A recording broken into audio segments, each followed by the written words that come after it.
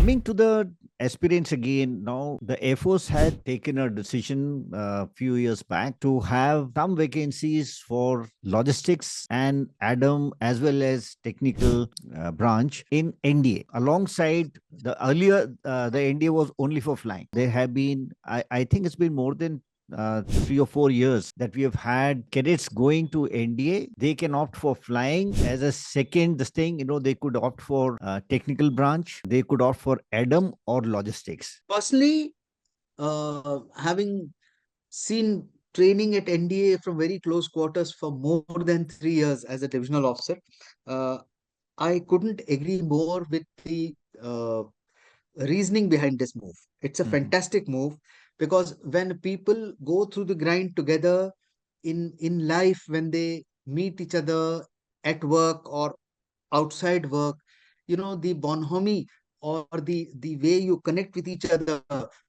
is it cannot be replicated by any other means. No course in later life brings you as close to each other as it does in NDA.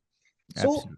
Mhm. as far as it is perfect, and I look forward to the day when all officers of the Indian Air Force pass through the portals of NDA and thereafter get into different branches. That's the ideal situation. Of course, the problem here is the limitation of how big can NDA be.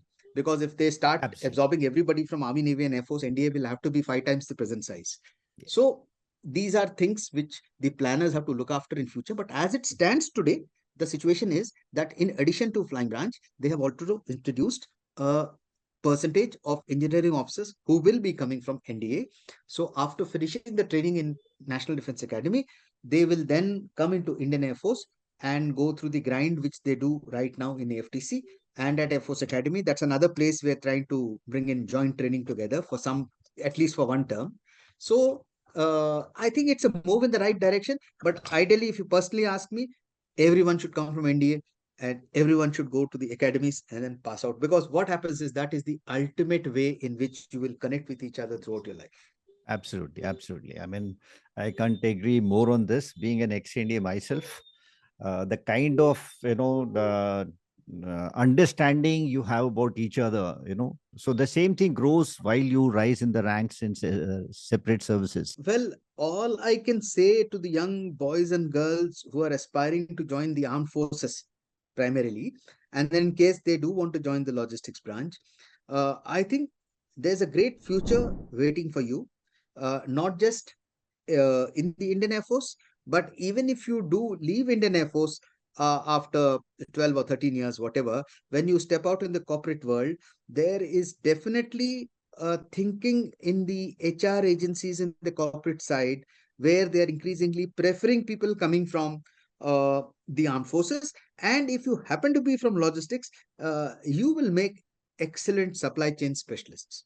Because what happens is the kind of time frames, the kind of work culture that we operate under are fabulous. You have to experience it to believe it. So I feel these 12, 13 years will bring in a lot of regimentation into your personal lives. It'll make you more disciplined, more focused, and when you enter the corporate world after 12 years, you're going to be an absolute asset, not for that company. I would say you're going to be an asset for the nation.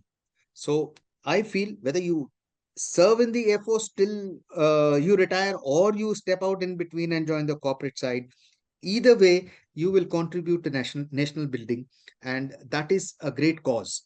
And I have a, I'm very optimistic that this generation is going to be a fantastic generation which will take the country forward.